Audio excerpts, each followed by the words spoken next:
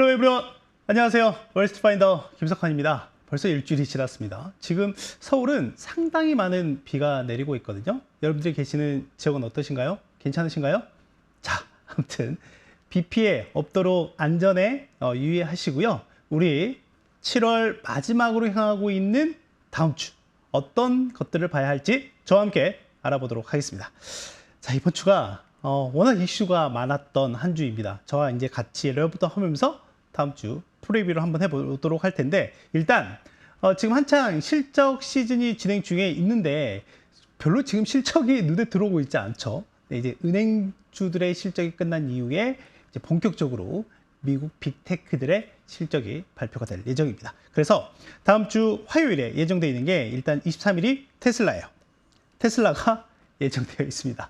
뭐 아시는 것처럼 국내 투자자들, 특히 이제 서학개미라고 일명 부르죠. 저희가 현재 보유하고 있는 테슬라의 원화 가치가 무려 20조 원이 넘습니다.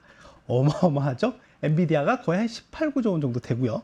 네, 그러니까 이 두 개의 종목만 합쳐도 거의 40조 원 정도가 된다라는 말입니다. 테슬라가 아무튼 지난 7월 초에 상반기, 특히 이제 2분기 차량 판매 인도 대수 관련해서 뭐 상당히 양호한 결과를 내놨죠. 그러면서 아무튼 2분기 실적에 대한 기대치가 좀 올라가 있는 상황이긴 하거든요. 그것과 관련한 내용들이 나올 예정이다라고 보면 되겠고요. 그 이후에 알파벳 또 실적을 발표하고요. 그 수요일로 넘어가게 되면 이제 우리나라의 SK하이닉스가 발표할 예정이고요. 또 하나 이제 목요일로 가게 되면 뭐 LG 에너지솔루션이라든지 미국에서는 에버비아, 아메리칸 항공 등이 이렇게 발표하고요. 이제 금요일에는 현대차그룹 이렇게 발표할 예정이다라는 것까지 챙겨서 보면 될 것 같고, 다음 주에는 이제 2분기가 끝났기 때문에 주 국가별로 2분기 성장률 데이터가 나옵니다. 일단 목요일 날 한번 살펴보시면 우리나라하고요, 미국의 2분기 성장률 속보치가 나올 예정이고, 그에 하루 앞서서 이제 매번 월스파를 통해서 또는 매일 아침에 하는 글로벌 모닝 브리핑을 통해서도 종종 소개해 드렸던 게 애틀란타 연은이 추정하는 미국의 분기별 성장률 추정치가 있었죠. 그게 바로 이제 GDP 나오라고 하는 건데, 그 이제 수요일에 최종치가 나올 예정이다라는 것까지 보시면 되겠고요. 6월 들어서 디스인플레에 대한 기대감이 꽤 높아졌죠. 그래서 다시 한번 우리가 개인 소비 기준의 물가 데이터를 확인해 보도록 하겠습니다. 아시겠죠? 방금 디스인플레이 기대가 6월에 살아났다라고 말씀을 드렸잖아요. 그런 이후에 지금 최근 한 일주일 동안 증시가 상당히 뜨거운 모습을 보이고 있습니다. 다우지수는 6거래일 연속 상승을 하면서 사상 최고치를 갱신하고 있는 모습을 보이고 있고요. 그리고 그동안 열애됐었던, 그러니까 상승 랠리에서 열애됐었던 중소형주가 일주일 동안에 10% 넘게 상승하는 모습을 보였다라고 하는 거죠. 그 촉매제가 됐던 게 바로 6월 소비자 물가 지수 데이터였다라고 하는 거죠. 물론 이제 지난 1분기 대비 2분기의 물가 흐름을 보면 파월 의장이 얘기했던 것처럼 디스인플레이션이 다시금 재개되는 데 대해서 상당히 환영한다라고 얘기를 했잖아요. 이제 그런 부분들이 시장에 반영이 됐다라고 보면 되겠고, 특히 9월 금리 인하에 대한 가능성도 꽤 높아져 있는 상황입니다. 그 뒤에서 확인하도록 하고요. 다만 6월 CPI를 제가 좀 브레이크다운해서 볼 필요는 있다. 그래서 거기에서 어떤 인사이트를 얻어야 될지 제가 정리한 내용을 한번 보시면서 체크해 보도록 하시죠. 자, 지금 보면 전체적으로 이 4개 정도로 나뉘게 됩니다. 그러니까 식품과 에너지, 그리고 핵심 상품과 서비스, 이렇게 나누게 되는데, 지금 보면 핵심 서비스 같은 경우는 이렇게 좀 둔화가 되긴 했지만 전체 기여도는 3%포인트로 여전히 높은 수준을 유지하고 있다라고 하는 거예요. 그리고 식품은 알겠지만 거의 뭐 대동소이한 모습을 보이고 있다. 그러니까 이쪽은 필수 소비재인 거예요. 다른 것들은 줄이더라도 이거는 절대 줄이지 못하는 항목이다라고 하는 거죠. 다만 핵심 상품 같은 경우 보면 상당히 디스인플레 압력이 높게 나타나고 있는 부분이다라고 하는 거예요. 계속해서 이 폭이 커져가고 있는 상황을 보이고 있고요. 에너지는 약간 이렇게 좀 들쑥날쑥한 모습을 보이고 있습니다. 자, 이걸 통해서 우리가 정리할 수 있는 건 뭐냐? 일단 방금 말씀드린 대로 현재 식품이나 핵심 서비스 물가가 상당히 경직적이다라고 하는 거예요. 그래서 IMF에서도 이번 7월 세계 경제 전망을 하면서 어떤 얘기를 했냐면, 이 핵심 서비스 물가가 각국 중앙은행의 통화정책에 혼란을 빚는데 핵심 요인이다, 주범이다 라고 얘기를 했죠. 그리고 또 하나는 지금 핵심 상품 같은 경우에는 계속해서 둔화하는 모습을 보이고 있잖아요. 이 말인즉슨 수요가 조금은 둔화가 되고 있다라고 하는 거고요. 에너지 가격 같은 경우에는 뭐 유가가 특정 가격에 이렇게 고정되어 있는 게 아니라 들쑥날쑥하다 보니까 계속해서 가변적이다라고 볼 수 있겠죠. 특히 유가 같은 경우에는 기본적인 상품 가격 결정 요인 수요와 공급 외에도 지정학적 이슈라고 하는 게 여전히 영향을 미치고 있는 상황이죠. 그리고 이게 계속해서 들쑥날쑥한 이슈인 거잖아요. 그래서 여기에 따라서 좀 유가의 변동성이 커질 수도 있고 작아질 수도 있다라고 하는 겁니다. 결론인 즉슨 일단 수요가 좀 둔화가 되고 있다라고 하는 것, 핵심 서비스 물가가 상당히 경직적인 모습을 보이고 있다라는 것, 하는 것. 다만 전체적으로는 이렇게 좀 둔화되고 있는 모습을 봤을 때는 특히 서비스 기업들 같은 경우가 그동안에 좀 발생했었던 가격 인상에 대한 부분들을 소비자에게 전가하는 그 전가력 자체가 약간은 낮아지고 있는 상황이다라는 걸로 이해를 해보면 될 것 같습니다. 그럼에도 불구하고 역시 핵심 서비스 물가가 꽤 중요한 인플레 요인 중에 하나다라고 보면 되겠습니다. 자, 그런데 뭐 전체적인 움직임상에서 보면 뭐 하나하나 쪼개보면 그랬지만 전체적인 움직임상에서 보면 디스인플레이션에 대한 이런 진전이 나타났다라고요. 그리고 이런 부분들을 FOMC 위원들이 상당히 반기고 있는 상황입니다. 그래서 헤드라인 CPI라든지 콜 CPI라든지 또는 슈퍼코어 CPI 이 기준으로 해서 3개월, 6개월 데이터 기준으로 해서 연휴로 한 내용들을 한번 살펴보면 전부 다 3개월 기준으로 보면 방금 말씀드렸죠?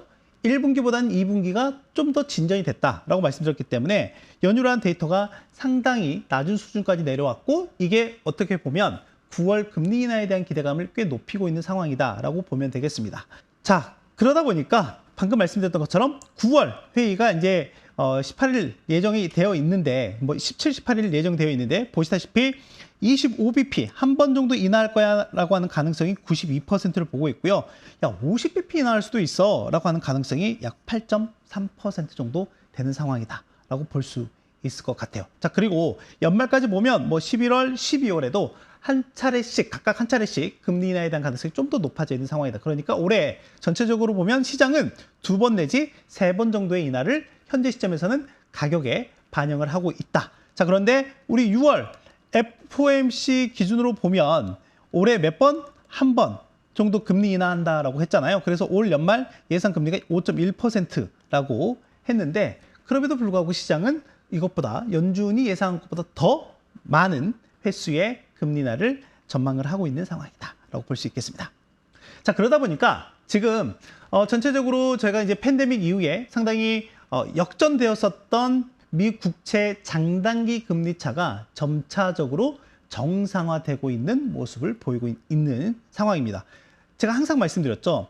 금리라고 하는 거는 결국 이제 시간, 즉 가치에 대한 기회비용이기 때문에 단기보다는 장기 투자자들에게 더 많은 이 줄 수 있다. 그게 이제 바로 금리로 나타나는데 그래서 항상 금리 그래프가 이렇습니다. 이제 세로축이 금리이고 그리고 가로축이 시간이라고 보면 시간이 길면 길수록 더 높은 이런 금리가 형성이 되어야 한다. 자, 그런데 이거는 경제가 정상적인 상황일 때. 그런데 만약에 경제가 정상적이지 않은 팬데믹과 같은 그런 상황 또는 앞으로 경기가 좀 더 어려워질 것 같아 라고 전망을 하게 된다고 하면 사람들이 또는 투자자들이 어떻게 할까요? 자금을 길게 운용할까요? 아닙니다. 짧게 운용하겠죠. 그래서 그래프 자체가 이렇게 바뀌는 현상이 발생하게 되죠. 그래서 단기 금리가 장기 금리보다 더 높아지는 이런 현상들이 발생하게 된다. 그럼 이제 그런 상황인데 최근 들어서는 이제 이런 상황이 팬데믹 이후에 줄곧 이어지다가 최근 상황에서는 어떻게 되고 있어요? 약간 장기 금리가 좀 더 높아지는 모습을 보이고 있죠. 자, 그런데 여기가 이제 요인이 두 가지가 있습니다. 하나는 뭐냐면, 자, 지금 단기 금리가 있고, 자, 단기 금리가 있고, 여기 보면 장기 금리가 있는데, 이거는 지금 단기 금리가 내려오고 있는 상황도 있어요. 뭐냐면, 9월에 이제 금리 인하할 거니까 단기 금리가 좀 더 가파르게 내려오는, 여기 보면 가격이 상승하는 불 스티프닝. 스티프닝이라고 하는 건 수익률 곡선이 이렇게 가파라지는 걸 얘기하는 거거든요. 그래서 채권 수익률이 내려오면 채권 가격은 강세를 보이니까 그걸 불 스티프닝이라고 합니다. 그래서 불 스티프닝도 나타나는가 하면 또는 트럼프 공화당 대선 후보의 당선 가능성이 꽤 높아져 있는 상황이죠. 그리고 지난 토요일에 날짜는 13일이죠. 우리나라 시간 13일인데 13일에 어떤 이슈가 있었죠? 트럼프 공화당 후보가 피격되는 그런 사건도 있었어요. 이제 그러다 보니까 시장에서는 더 높게 당선 가능성을 보고 있는 상황이고요. 그래서 트럼프 공화당 후보의 정책은 뭐죠? 경제 정책은 감세, 재정 지출 확대인 거잖아요. 현재 시점에서 보면. 그러다 보니까 지금 세입이 그게 감세라고 하는 건 세입이 줄어들게 되는데 결국엔 그 모자란 부분을 국채 발행을 통해서 확보할 수 있다라고 하는 거죠. 그렇기 위해서 그렇다라고 하면 이렇게 장기 수익률이 더 높아지는데 기여하게 될 거고요. 이러한 시점에서 베어 스티프닝이 나타난다라고 하는 거죠. 그래서 지금은 이 두 개가 오락가락하면서 스티프닝한 상황들을 만들고 있다라고 하는 거고, 지금 보시면 여기 보시면 10년물과 2년물의 국채금리 차라든지 또는 30년물과 2년물의 국채금리 차가 지난 1월 이후에 가장 높은 수준까지 올라와 있는 상황이다라고 볼 수 있겠습니다. 자, 그리고 또 하나는 6월 CPI가 예상보다 잘 나왔고, 그러므로 인해서 9월 금리 인하에 대한 기대감이 높아졌고, 또 하나 트럼프 공화당 대선 후보의 당선 가능성이 높아지고 있는 상황인 거죠. 자, 그러다 보니까 이 두 개가 지금 믹스가 된 상황에서 그동안 소외가 됐던 다우나 중소형주가 강세를 보이고 있습니다. 그 얼마만큼 강세를 보이느냐 한번 보시면, 올해 전체적으로 보면 S&P 500 지수는 꾸준하게 4월 달에 약간 조정받고 꾹 올라오는 모습을 보였죠. 그래서 연초 이후에 대략 17% 정도 상승을 했습니다. 자, 그런데 중소형주 러셀 2000 지수는 거의 올랐다가 빠졌다가 이러다가 지난주 CPI 발표 직전까지만 하더라도 보합이었어요. 연초 이후에 오른 게 없었습니다. 자, 그런데 최근 일주일 동안 얼마만큼 올랐다고요? 이렇게 많이 올랐다고요.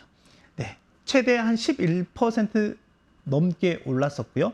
지금 이제 7월 17일 종가 기준으로는 약 10.5% 정도 연초 이후에 상승을 했다. 그러면 이 짧은 기간 동안 대략 10.6%포인트나 수익률이 껑충 뛴 거죠. 반면에 여기 S&P 500은 약간 꺾이는 모습도 나타났죠. 그러니까 중소형주가 상당히 강한 모습을 최근 일주일 동안에 보였다. 자, 그리고 중소형주가 대형주보다 훨씬 더 많을 거잖아요. 그러다 보니까 이 최근 중소형주의 강세에 힘입어서 뉴욕 증권거래소에 상장된 기업들을 쭉 놓고 보니까 전체 200일 이동평균선 위로 상회하는 종목의 비중이 불과 일주일 사이에 54%에서 70%까지 무려 16%포인트나 올랐다. 그리고 이게 지금 올해 최고치를 기록하고 있는 상황이다. 그럼 이게 순환매 겸 광범위한 랠리의 확산, 즉 금리 인하에 대한 기대감이 그동안 소외됐던 업종, 기업들의 주가 상승으로 나타나면서 그동안 좀 잘 나갔던 기업들을 따라가는 캐치업이냐에 대한 질문들이 있을 거잖아요. 그런데 이제 거기에는 좀 더 확인이 필요할 것 같습니다. 일단 기술적으로 단기간에 올랐던 부분에 대한 조정 압력이 꽤 높게 나타날 가능성이 높고요. 또 하나는 여전히 미국의 금리가 20여 년 만에 가장 높은 수준이다라고 하는 점, 그리고 또 하나 이런 중소형주들이 현재와 같은 국면에서 돈을 정말 잘 벌고 있느냐라고 하는 거죠. 이자 보상 비율이라고 하는 거 들어봤죠?